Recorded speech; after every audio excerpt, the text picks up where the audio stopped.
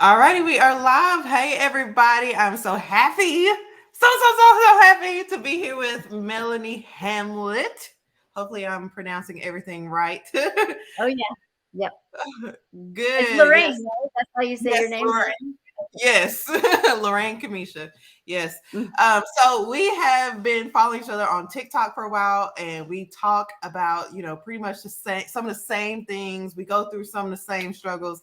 So there's some overlap there. So I thought it would be awesome to hop on live with Melanie and just have a discussion. What do you think? Mm-hmm.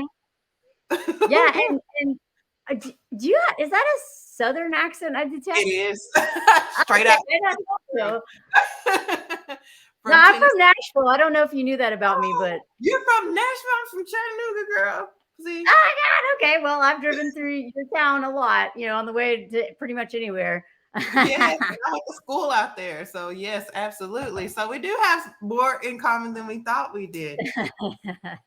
No, I find like your accent's very soothing to my ears. And I live in France. I don't know if I've told you that. I think I told Yes, you you that, but I did. never hear a Southern accent over here or, English in general. So How has that been? Like you just picked up and decided you're gonna move? yeah. And it's funny because everyone assumes I moved for a man. Everybody. And I'm like, no, no, no, no, no. And that's actually been my new mission in life is I'm realizing so many women, because of what we're taught, are just to like, oh, okay, well, I'm supposed to move to a new town for his career. I'm supposed to like, and I love The Little Mermaid. It's one of my favorite movies, and I can't wait to see the new one. But the only thing I don't like about The Little Mermaid is the moving to another world and A and whole getting new world. a whole new world, a new language. Like, it's a Yeah, lot of work. It's hard to it leave everyone is. you love to go and be in his world, Oh my and God. I don't suggest it. That's why I moved here for me. I established myself, my community, my friends, because I mean, every woman in the Facebook groups who moved here for a man is Oh, of miserable. They hate course. it, Of you know. course. Of course. You ain't gotta move around the corner to be miserable moving in with one of them like that. No, Yeah. it doesn't make any sense. It really doesn't make any sense. I learned a long time ago that moving in with a man increases your stress and workload 9 times out of 10, especially Hmm. if you're in a position where you can take care of, financially yourself. Hmm. Because Hmm. honestly, that's the trade-off, that I found. And that's when I got smart enough to stop dating the whole 50-50 and the, sometimes 20-80 and, skewed to my my side. So 28. Yeah. yeah, I learned that the hard way that, and I did a video on TikTok not too long ago that went viral and it went to YouTube, and also I think I put it on IG as well. And it was about the switch up. Like, at what point do you expect a switch up? Because I mean, we've talked about narcissism and love bombing and all that Oh, good wait a stuff. second. That was But you? Because I yeah, saw it a while ago, right? Where you yeah. basically said at a certain point, Mm-hmm. it's like Uno Reverso, you Exactly. know? I saw that a long time. I think Yes. it's in my, I think I have it saved in as a future stitch, a video to stitch that I Mhm. just haven't, because my unorganized ADHD Me too. file is like thousands of videos. And I'm like, wait, Me which too. one? Right, right. Yeah, but we talked about it, but some of them, I mean, it just depends on the man. Do they switch up when they become boyfriend girlfriend? Do Yep. we switch up when we decide that we're exclusive? Some of them switch up at engagement. Other ones switch up Mhm. when you get married. Some of them switch up when you get pregnant. Other ones switch up when you have the Yeah. baby. Some of them switch up when you get sick and now you need them, or when you lose a job. Like, there's when you move Yep. across country or what Yep. have you. Like, the switch up is real. So what I talk about is you can't really determine, like, there's so much that is he making the moves, is, are you listening to what he says, are you like, girl, just be prepared that when he switch up, you switch up. So now when they switch up, I switch up. Yeah, it's because I get you probably get this too, is a lot of women, they want dating advice and they want to know what's the secret to it all. How do you foolproof yourself from the switch up?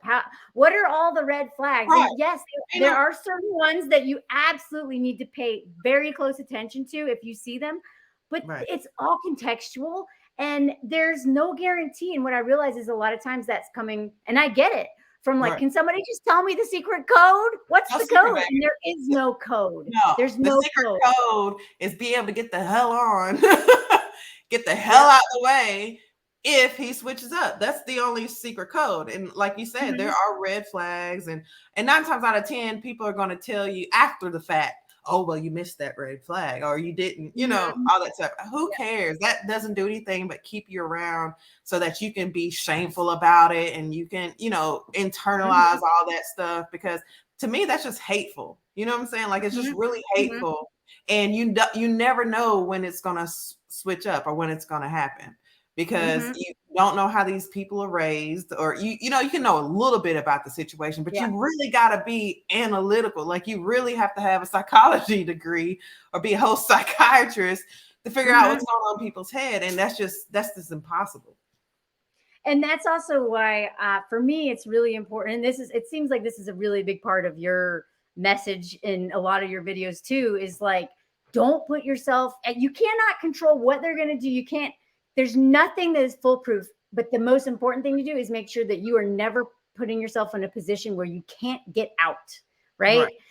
That you have your own bank account, that you have the resources you need, and that's why, like, the push for stay-at-home moms, like, I know that there's a reason for that sometimes, but don't put everything into this man, because if and when, more often when, not if, but when he switches up and everything is invested in this, like, you have nowhere to go. You are trapped in a prison of your own making. And if you do that in another country, which is one of the reasons, like, then you literally are held hostage in that country. If you have kids, you cannot leave, or it's kidnapping. Life or death situation. Yeah, exactly. That's why. So I've realized that when I make videos about this and I talk about moving to another country, my comments are full of women who are like, yeah, I just moved to another state and I got totally, I stuck. And I was like, yeah, imagine all your in-laws are on his side.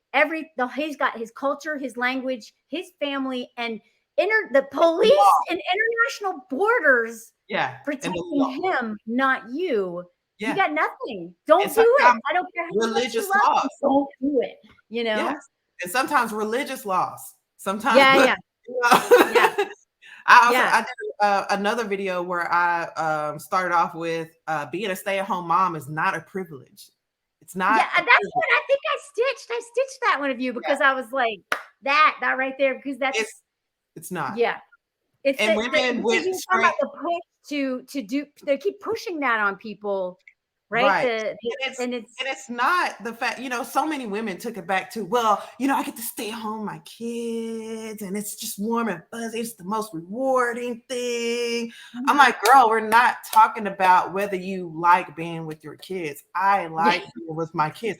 We are talking about what happens to you when you pull yourself out of the workforce for 5, 10, 15, 20 years, depending on how you space your kids out. Where is your 401k? Where is your retirement? Do you have, bank accounts? Do you have something put aside? And so many women came back with, oh, well, I have access and I make my own Target runs and I can go to, girl, access. Like, I have an Airbnb property. I give people access to my property all the time. Does that mean that they can go and sell it if they need to, or can they make a decision? That's a really great metaphor. That's a great metaphor. They can't, you cannot. So, I just trying to challenge women to think beyond, what the smoke and mirrors is showing, because honestly, if it was a privilege, it would be more men doing it. They take every right privilege for themselves at all times. It is not a coincidence that there are not many stay-at-home dads. I was raised by a stay-at-home dad. Oh, wow. But that was very abnormal. Not only was my dad older than most of the dads in, my age group, he was a stay-at-home dad.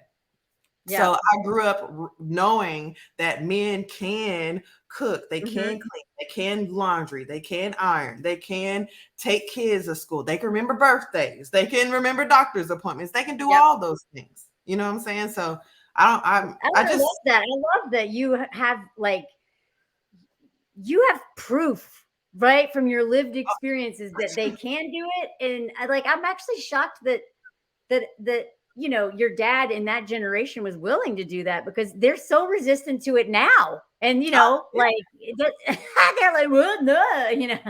yeah, my mom says all the time that, you know, my dad was older than her. They were both, I had older parents. They're both, you know, in their 40s, upper 30s when they had me. Dad was Mhm. 83 when he passed away in 2019. But Mhm. she always said he didn't mind whatever I wanted to do because he had already lived life. Like he'd Yeah. already, you know, been to their, you know, the army. He'd already, you know, owned a barbershop. He'd already done all Mhm. these things. So he was Yeah. just happy to say, you know, whatever you want to do, hun, and you know, I'll go along with it type thing. But he was also a hustler, and that's pretty much what I do. Like he could find $1 from anywhere. If it was picking up Mhm. stuff off the side of the road and reselling it, if it was, you know, providing services, if it was building something, that's what he was going to do. So I grew up Mhm. seeing that you can work and you can take care of your house and your kids. There's Mhm. not a reason why you can't do that, because not my mom is a pharmacist. She's working 40, 50 hours a week, and on the Yeah. weekends she's coming home and she's taking care of us and she's up with us and she's cooking breakfast. Mhm. So why can't you, if you're going to work 40 hours a week and you're off on weekends or you come home at night, why you can't wash a dish or why you can't clean up after Mhm. yourself? It's weird to me. Yeah. And I begin to see that the only reason why they couldn't is because they didn't want to, or because Yeah. they thought it Exactly. was your job. You know, it's funny. I bet I would be willing to bet a lot of money that people accuse you of having had like a single mom or something like that they're like because like the anytime that anyone comes at me for you know talking about women's stuff, they're like, well, good luck dying alone with cats. And I'm like, actually I'm married to a really great guy. And they're like, oh. You know, so they're Exactly. you know what I Yes. mean? They say you're never going to have a man. See, I've been married and divorced 3 times. Okay. One thing I know, one thing for sure, two things for certain is that there is always going to be a man around. I'm never going to have a shortage of having a man around. So the Yeah. assumption is, you know, oh, you got divorced, then it must be you. And I'm like, yeah, but you got 3, 4 baby mamas. So is it you, or is there something different about, you Hmm. know, being married and deciding, hey, this is not working out for me?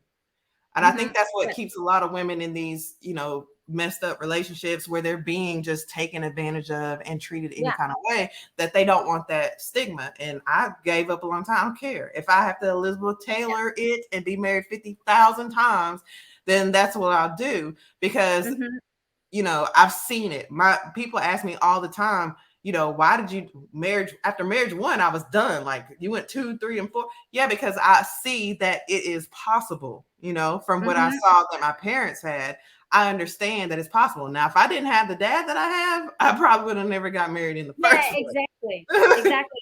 See, that's why like what I've realized is so a lot of my mutuals on TikTok, they come, it's our the collective experience that's very different that just helps everyone see like, oh man, they're lying to us because like for instance, one of my favorite mutuals, she has an amazing dad. She loves her dad, and everyone assumes that she hated her dad or he, you know, wasn't never saw him. And she's like, nope.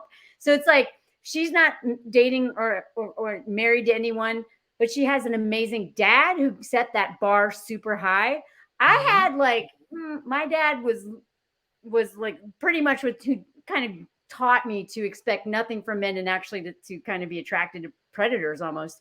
And so, but I have a really healthy marriage. And so I have the collective experience of like growing up with like, I know predators really well. And then I also know a really good man. So I have my experience. You have yours of a really great dad who set a great example and showed a new way of living that so many I can't even fathom that, honestly. A stay-at-home dad who like loves you and I can't fathom that. So I love following creators who talk about what it was like to be raised by a great dad because I learn a lot like, oh, so that should be normalized. Let's normalize this. Let's keep talking about this. And I think that's why all of our voices are really important because all of our experiences we can all learn, you know what I mean? We're helping Yeah. people learn Yeah. what should be normalized because they've been normalizing these. king babies and these like sad men who are, and like, that's that's not okay. Like good Yes. men do exist. But Yes, and normalize it. And I did normalize it. And that was part of my problem because I normalized what I saw at home. So when I got out into the world, then I expected everybody to be nice to each other and giving to each other and to yeah, you were like, reciprocate each other. you were And I showed up. Right. right, I showed up on the scene and it was a hot mess. And I'm like, wait a minute.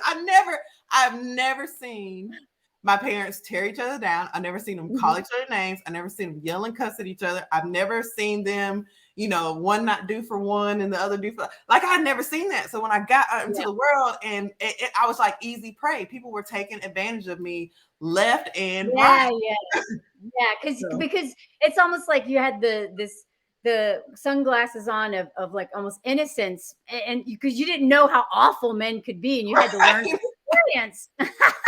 I mean, I saw a few things, but I always felt like, oh, a man, he wants to get married, that he's husband material, that sort of thing. But I didn't realize that men were weaponizing marriage, children, household chores. Like, I didn't understand that was the case. I didn't get it. Yeah, it's funny because so for me, like, I saw like men as dangerous, but I was like, well, whatever. That's normal for me, right? So I kind of worked through all my, I spent a long time working through all my stuff, and then I met a great partner. Now it's hard for me to believe that he's a good man because I've only had terrible experiences. You know what I mean? It'd be like, if you never had a dad like yours and then you meet your dad, you're like, okay, when are you going all the time? Every day I'm projecting all the men from the ghosts from my dating past show up in my marriage. And I'm like, wait a second, is this a real thing? Or is this a man who traumatized me coming out right now? And I'll be like, and then luckily I have like a big support system that helps me not just be super terrible to him, because I'm always assuming, or I'm always afraid that he might be like one of those men. And that's never the case. So I have people who keep me in check, which is important, especially if you have a lot of trauma, because otherwise you're going to project. But anyway, that was one of the videos that I loved. There's been several videos I didn't even realize. All of the ones you've mentioned, I'm like, oh yeah, I loved that video and I loved that video. But the switch up, and also the one that I think I ended up stitching was you. I was raised by a single mom, and I love single moms. I talk about them all the time. I really think that women who think they're doing their kids a favor by staying with terrible men, they are not. You're literally you're grooming you're raising your child. You're normalizing terrible behavior, and that's exactly who they're going to marry, right?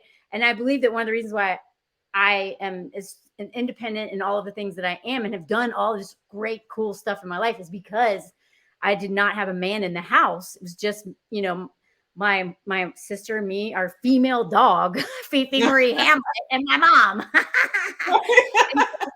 So what I love about one of your videos is that, and I think you've talked about it a lot, is just how much work the mom or the whoever's staying home does, and how it's several different jobs. I used to be a nanny. I also, was a house cleaner, and those are all separate jobs. And these stay-at-home moms are expected to do 3 jobs with you. Like they should be paying like $500,000 a year for what they're doing, but men just want them to do it all for free. You know what I mean? And then talk to you crazy while you do it. Dollar value on it, and I love it because you're like, yeah, I pay, and you're so transparent about that. And I think I love hearing that. I love that conversation that you're starting. Yeah, because I had to. There's no other way. Like in dating, like once I start adding up, like I have to pay $900 a week before I can even go to work. Mm-hmm. Like when you start breaking your time down like that, and so like let's go to the, let's do something that I don't, that I know you're not gonna like. Let's go watch a game, and I know you don't watch football or basketball. A lot of them want your presence doing the things that they like doing. They really don't. Oh yeah. So I make a lot of videos about that too. Yes, you do. Crazy. Yeah, because somebody who was like I got in again, I moved to France for me, right? So this is for me. And then I met my husband after I'd already been here, and I was like, oh, cool. Well, I met someone in the place that I love being. That works. But the same thing about rock climbing. I got into rock climbing because I wanted to climb. And I'm telling you, so many women get into rock climbing because a guy, they'll start dating a guy and he'll be like, hey, you want to go climbing? And then her whole world, it's like It's rock Ariel in the climbing. climbing world. Next thing you know, she's moved into a van. She's living in a van. You know, I never wanted to do that. You know, she's hanging all of her free time is climbing. And that's all they talk about. And I'm like, oh my God. And the thing is that no men would ever do that for them. No, That's never. And they'll never tell do you that for right in them. your face. I remember a guy I dated and he loved the grill. And I said, hey, could you grill some oysters? That would be really nice. So like me and my mother love grilled oysters. Oh, I'm not doing that. I was like, why not? He's like, I don't eat oysters. I'm like, but we do. I'm sure it won't take that long. Just it don't even take that long to grill. And he was like, nah, I'm not doing that. That's gross. I'm never gonna do anything like that. And I'm like, what? But they expect that you just assimilate yourself just seamlessly. In the South, it's sports. How many women do you know that do not like sports, do not enjoy sports, ain't thinking about what team is about to play, and all of a sudden now they're all dressed up, decked down in the Falcons, and they have the Tennessee Titans.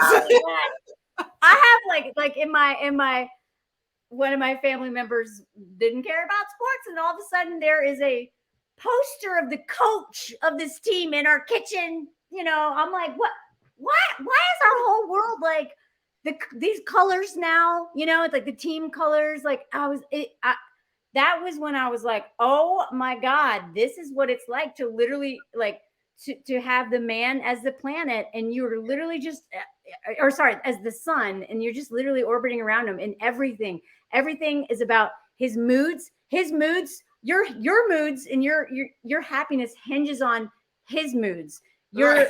Everything hinges on when the sports is playing. Everything revolves around him, like everything, every detail. And I'm like, I am not interested in that. And that's what I think being raised by a single mom really set that example, because she did not have someone in the home forcing her to center them, right? So she centered herself, her children, and her female friends who were other single moms. And so that's all I knew. So then I just didn't date, because anytime I got involved with a dude, I was like, whoa, what is this? So I was like, no. You know what I mean? And that's something that I am breaking down like as we speak. I've realized that in the past, I have been really just super accommodating, and I did not save enough for myself.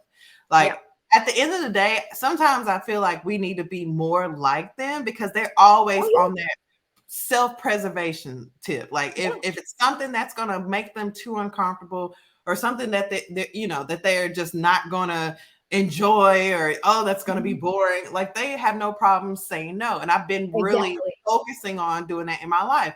Like I talked to my mother about this recently. I said, how crazy is it that we will sit and argue with a toxic partner for hours on end, and we may be having health issues, or our blood pressure is high, or whatever is going on with our health internal wise, and we can't even spend 30 minutes to take a walk outside. That's too inconvenient for us.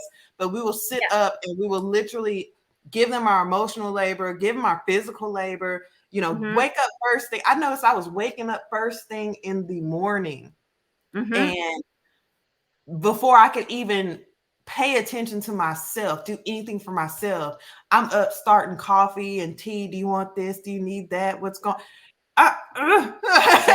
it's something that is kind of just it's expected of you. It's taught to you. Especially when you see, everybody's married, you see those types of dynamics.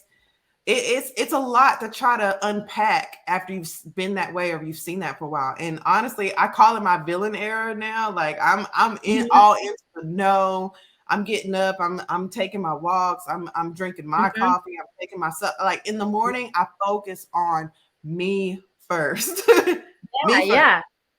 Yeah. And it's funny because I actually wrote about this for an article in Glamour magazine a few years ago, but I've even become more extreme in my thinking of how important this is.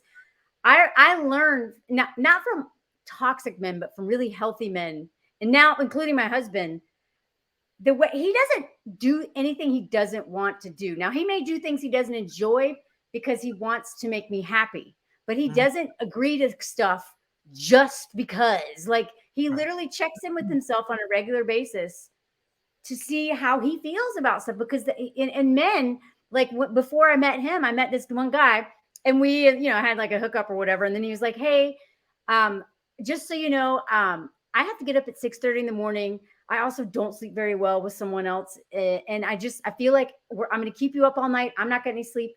I don't want to hurt your feelings, but I really need to get sleep tonight. Are you okay if I, leave in an hour or so?" And I was like, first of all, I was mad. First of all, I was like, God, he hates me. And then I was like, whoa, no. He's literally just telling me, he's being very transparent about what he needs. And he's also being thoughtful about it. And I'm like, okay, so men are raised to be super selfish and we're raised to be super codependent, where all we think about is what they need. If we met in the middle, we could learn so much from men because they could learn how to be more thoughtful and consider everyone else at all. They could learn that from us.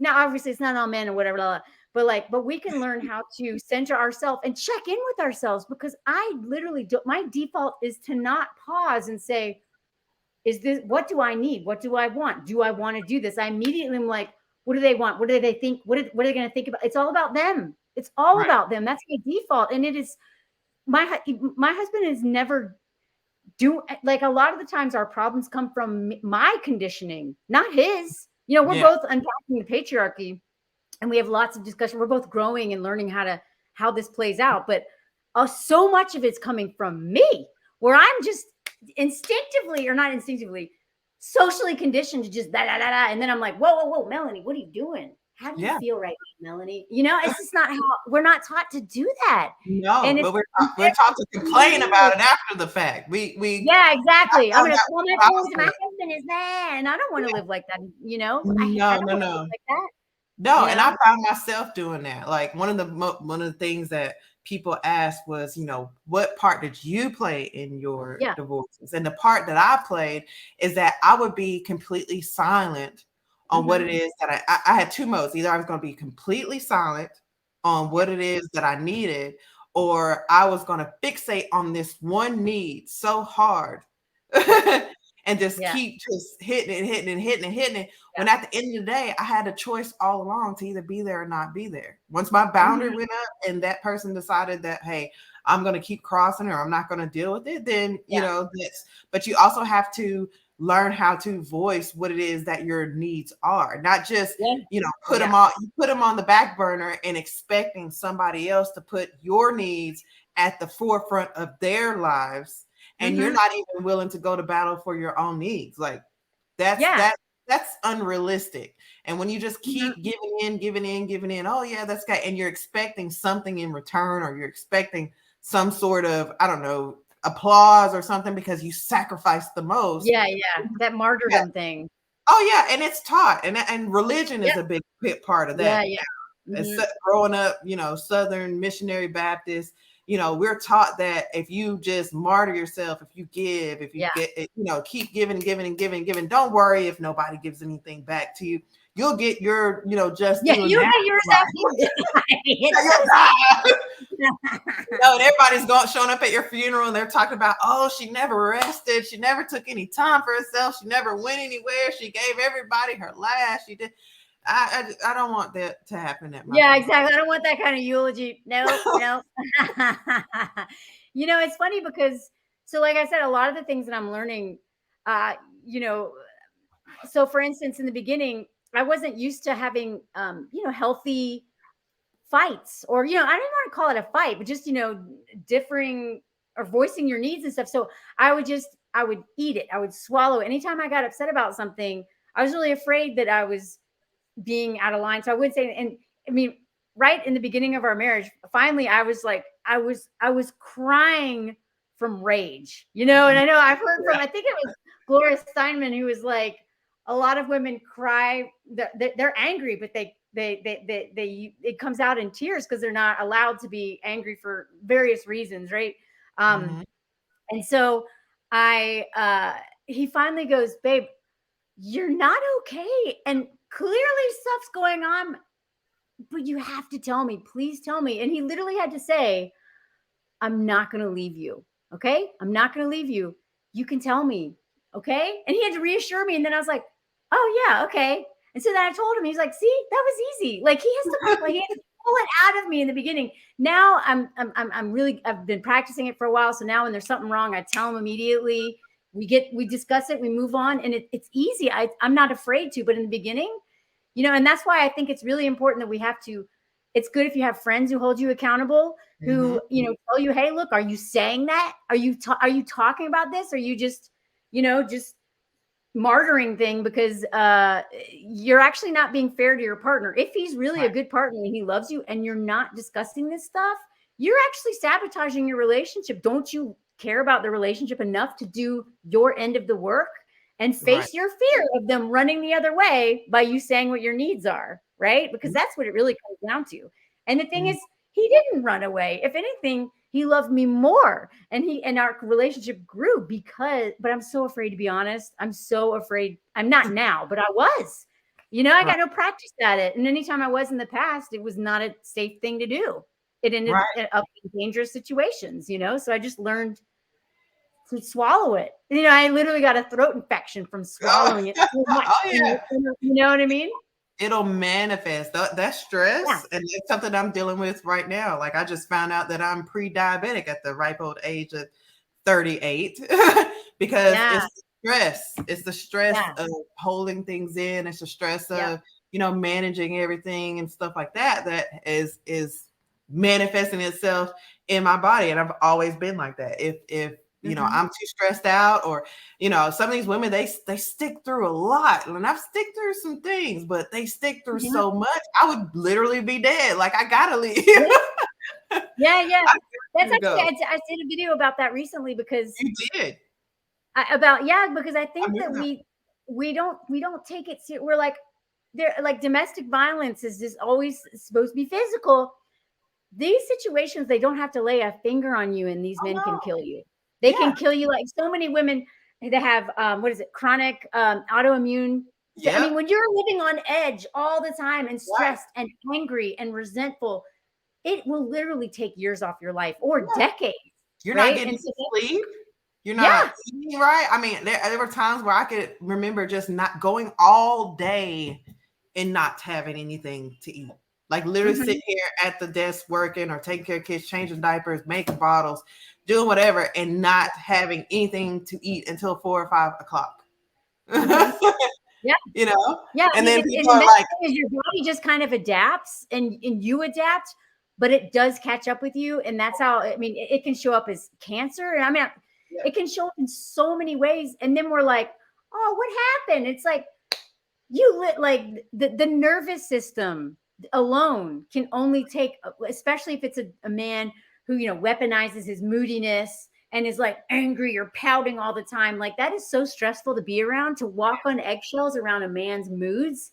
And your nervous system is shot it takes, once you get out of that relationship, like for me, it took me over a year for my body to just like breathe, like all areas of my body to just calm down, because I was in that state of like constant fear and tension, Yeah. And it's kind of what I'm going through right now. I'm just kind of like, I can actually feel my body looser.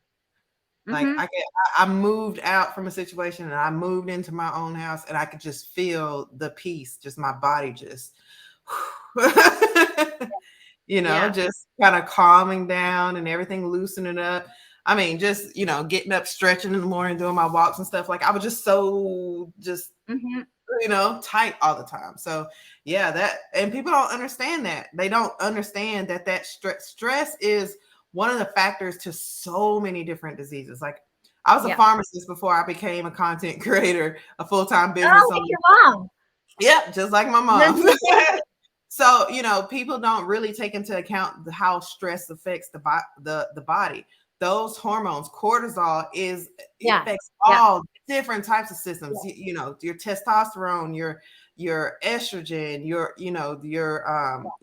steroid level, all those types of things are affected by a stress hormone. And if your body is constantly releasing a stress hormone, then your body is literally in fight or flight mode at all times. Yeah. And that inflammation is wreaking havoc on your body, and it manifests into a lot of different things: high blood pressure, high blood sugar, like you said, autoimmune diseases, cholesterol, heart disease, strokes, joint issues, arthritis, all different types of things. Yeah. And if you, and when you look, I don't have any stats in front of me, but I'd be willing to bet that, you know, most of the women who have like severe issues, like most of the women I know who have severe issues with a lot of the things that you just mentioned, they have like a kind of a king baby in their life. But on the record and all, you know, like the statistics will say, oh, well, you know, the number one killer of women is cancer or whatever it is. It's never going to say men, because it died by the hands of a man, but they died by like the nervous system burnout of a man in their house. You know what I mean? Burnout of no getting sleep. I remember, you know, this last baby that I had, no sleep. No sleep. You know what I'm saying? And I remember having a conversation of like talking like, okay, we both work. You work outside the house and your job is pretty dangerous without sleep. You know what I'm saying? So I'll get up during the night, but on the weekends, I'm going to need sleep. I remember having a conversation trying to determine who deserved sleep more. Like, how do you for your right to sleep? Sleep. So I can only imagine, you know, sticking around for 10, 20, 30, 40, 50 years. You know, they always talk about the grandma and grandpa married for 50 years and whatnot. Grandma is tired. Grandma was also held hostage, probably legally. She lived her best life as soon as grandpa died. She was in the streets. I look literally. So my proudest article is the men have no friends and women bear the burden for Harper's Bazaar. It went like super viral. And one of the most alarming interviews that I did, or something, like there was more than one. They're talking about their moms are like all so happy when their dads die, right? She was like, yeah, every time like they'll be like, oh, Barbara's husband kicked the bucket, time to go on a cruise. How sad is that? How sad is it that the women are waiting for their husbands to be in the ground before they can start living their life? And how sad is it for the men? Do you really want your wife waiting for you to die? Like what? Like, nobody really. Girl, I don't care. I don't care. I've learned. And I'm not going to give as many details because it might be able to be identified. But a friend of a friend, they're older, up in age, and this man won't even let her go to a class for a hobby, because if she leaves and goes to the class to enjoy herself, he's not going to be able to fix food for himself. Like, he's like, what am I going to eat while you're gone? I can't imagine, because the way my temper is set up, the way I am set up, like, you know, I can't imagine somebody literally telling me that I can't go out and do some of the things I want to do, because if I do, what is he going to eat? And they're well into retirement. You know, they have no kids at home. You know, even so, that it still wouldn't make a difference. But like, you're holding me literally hostage. I mean, the thing is, and I love talking about one of my grandmas, because I found out long after she was dead, because, you know, all these podcast bros are always like, yeah, the grandparents were so happy. It's all a bunch of crap, you know. But I love trying to start. I'm like, really? Because my grandma had an affair with the neighbor for 20 years. All she wanted was a divorce, and my grandpa wouldn't give it to her, so she made his life. You know, like he hated her, but he wouldn't let her have a divorce. So she just had this whole other, you know, she got revenge. You know what I mean? But okay, they stayed married. Like that's not, nobody wants that. Like, you know, what man wants their wife to literally hate them, cheat on them, do all this other stuff because you're literally holding her hostage? Like, and now because legally we can get divorced. Well, for now, until they take Yeah. no fault Trying marriage to get away. rid of that. Yeah. But, They're trying hardest to get rid of that. yeah, exactly. I forget which creator it was. She does a whole series on TikToks of like all these women who offed their husbands in the old day with like Oh, yeah, proof. I saw that one. You know what I mean? Yeah. They didn't like it's like this. The secret is like, oh yeah, he went for a horse ride. They just played Right. dumb, but it was, we know what happened, right? Oh And yeah, it's we like, know what happened. We know exactly what happened. That video that you did though, let's talk about that one, about the one that you did where nobody ever knows everything that mom does until she dies or until she yeah, leaves. yeah. Wait, hold on a second.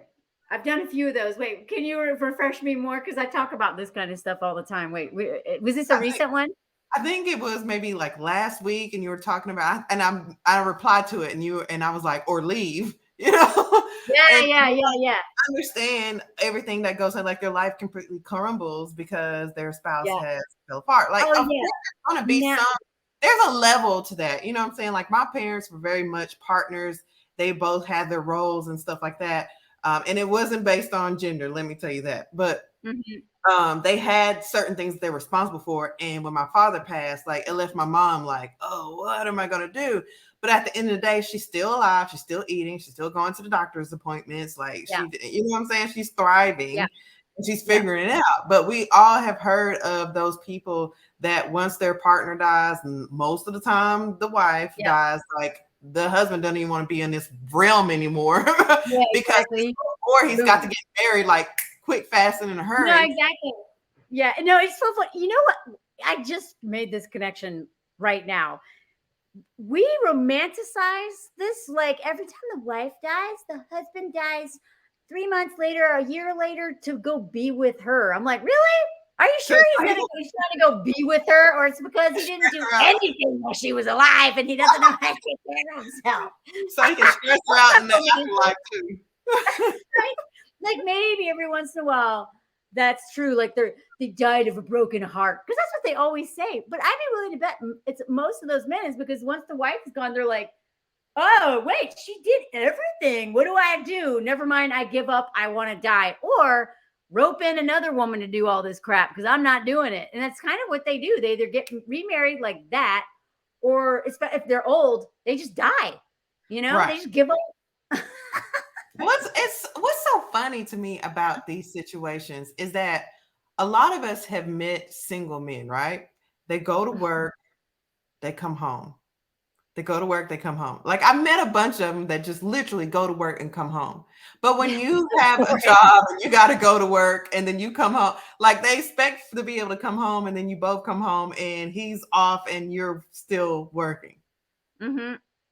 You still got to maintain a nice house. You still got to, keep food in the refrigerator. You still have to do all these things. But I know a lot of single men who are, just going to work, coming home.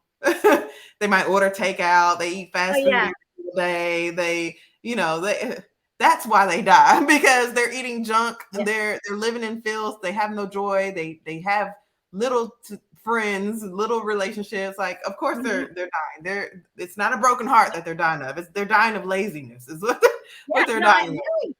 No, it's so funny because I also talk about and every time I make one of these videos, at least one woman will come in and be like, "Yeah, the younger men are terrible too," and I'm like, again, I'm not saying they're, but I talk about younger men a lot of times because society has told us that you got to marry an older man because the younger, because they're more mature. No, that's all the women that I know, including myself, are married to men younger than them by like 5 years, not like 15 years or something, because women have more energy, I swear, than every woman I know has more energy than any man I know. And even into old age, we never rest. If we're not like working, we're volunteering, or doing like the women, like my friends' moms who are like old, they'll play they have like mahjong groups, or they have like bridge, or they're just a part of something. They're never just sitting at home watching TV. They are active members of community and life. right? Right. And a lot of times it's serving other people, of course, the grandkids or your aging parents. But I don't think I know a single woman that doesn't have a ton of stuff. Just she doesn't even have time for all the stuff she has to do or even wants to do. And a lot of men literally they go to work and then they watch TV. That's literally all they do. And I'm like, and even young men, I'm like, and the guy that was 9 years younger than me, I used to call him grandpa. I was like, why? I'm like this around you. And you're gonna keep up with me, and I'm 9 years. Like, come on. You know what I mean? And I'm not talking like in like the I'm talking about just literally like every Anything. area of life. I mean, obviously, I know I'm pretty hyper. People call me like the Energizer Bunny, but like it doesn't matter what age. No man is as full of energy as most women that I know, right? And that's why younger men sometimes make more sense Yeah. because women, you know what I mean? We're ambitious. We're full of energy. We just want to do stuff. Right. And Yeah. the only thing that wears us down and even like wears down our ambition is men. Like, you know what I mean? Like the goofy man, we come home and we're like, God, you're killing all my joy. You know what I mean? What are you gonna do for me? When am I gonna get? When are you gonna? Yes, and I found that out the hard way. I was raised with the same thing. Because I was looking at what I saw. My parents were, I think 15 or 16 years apart. You know what I'm saying? And my dad was always, when I met him, he was always pretty mature and responsible and that type of thing. So I assumed that older men would be more mature. I found that out the hard way that is not necessarily the case, because I think one of the guys I was married to was like 12 years older than me, still a baby to this day. And that's what I'm saying. Like if they're like a little king baby, when the older they get, the worse they get. You know what I mean? They become more babyish in their age. So it's like, it doesn't make any sense to date way older if their mindset is still like a child, Right. And then you got to be careful out here, because now we have these men that looking for a nurse and a purse. Like they've been exactly. running around their whole, youth. And now that they're getting in these health issues are starting earlier and earlier and earlier, like in the upper 30s, early 40s and stuff. For some of these men, they are having heart attacks at 45. Like I have an associate of mine called me one morning with his wife on the phone, and they were like, she said, can you talk to him real quick and just see what's going on? Like he's been complaining about a cough for a while, and I told him it's just a cold or whatever. I got on the phone with him, and basically when he told me I understood it to be heart failure. This man is 43 years old. I'm like, I get her back on the phone. I'm like, please take him to the hospital. Not tomorrow, not the next hour, like right now. Come to find out, his heart was operating at less than 30% of its function at like 43 years old. So we got to be extremely careful about, marrying these older men and stuff sometimes, because a lot of them are love bombing younger women and make the future faking younger women or whatever, so that they could have somebody that will be beholden to them to take care of them for the rest of their life. Hospice wife. Yeah. I mean, no. and it's not just like, it's not even just younger women, although they absolutely go for younger women. But like one of the things that I've learned, especially from following a lot of single women on TikTok who are in their 50s, when I started thinking about it, I was like, if I'm glad I met my husband when I did, because I was 40. Well, we got married when I was 42.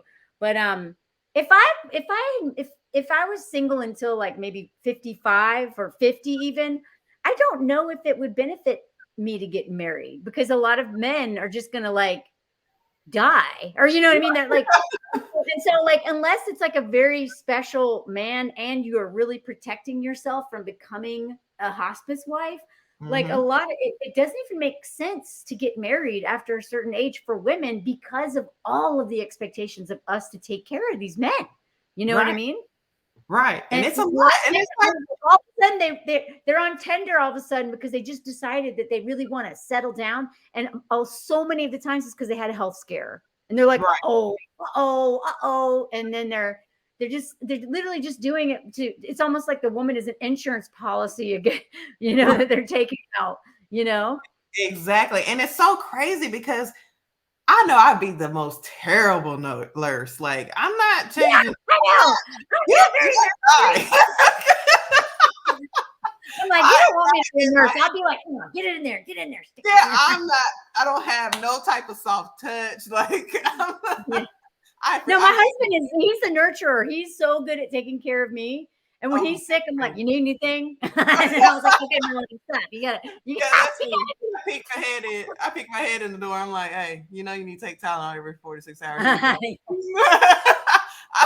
I've already told my mom, like, if it comes down to it and I have to take care of you, like, we're hiring a home health nurse because I'll spend all the time in the world with you, but I'm not going to be able to like change your diapers or anything like that. That's not, what I'm saying? And they just assume because it's just a woman that's what's going to do. And then they end up in these nursing homes by themselves. And I mean, when my dad got Alzheimer's, we had to push really hard to get him into a memory care center because the toll it was taking on my stepmom I was really afraid that we were going to lose her before him because taking care, plus, men are so oftentimes so much bigger. They're taller. That like he would fall. He fell every single day. So she had to call the fire department every day to come pick him up.